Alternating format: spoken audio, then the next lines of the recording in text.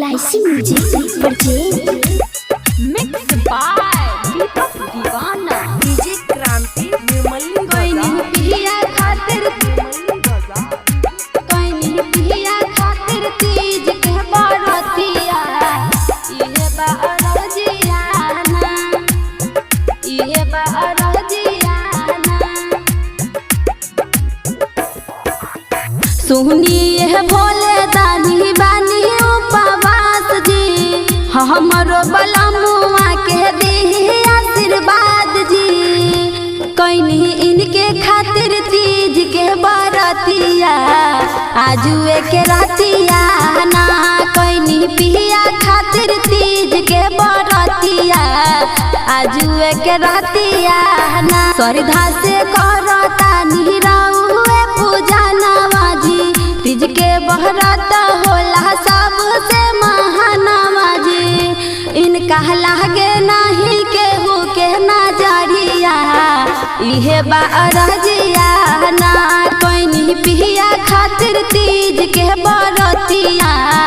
आजुए के रतिया ना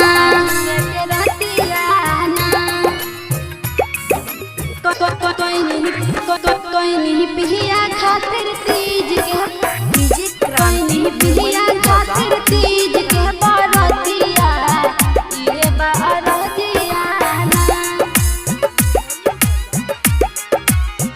इहे बरजिया सेहनूर पिठा रहवा से चाहू का पूरा बनी फल फली हरावा से दहुरा सजवनी दहुरा सजवनी सेहनूर पिठा रहवा से चाहू का पूरा बनी फल फली हरावा से दहुरा सजवनी गहिया के दूधवा से करब जाला ढरिया हो माई गहूरा जी के करे लिया राधिया हो हमर बनल रहे नैहर ससुररिया इहे बरजिया ना कहीं पिया खातिर तीज के बरतिया आजुए के रतिया ना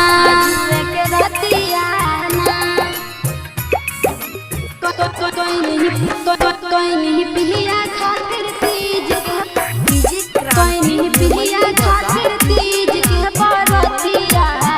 इहे बरजिया इहे बरजिया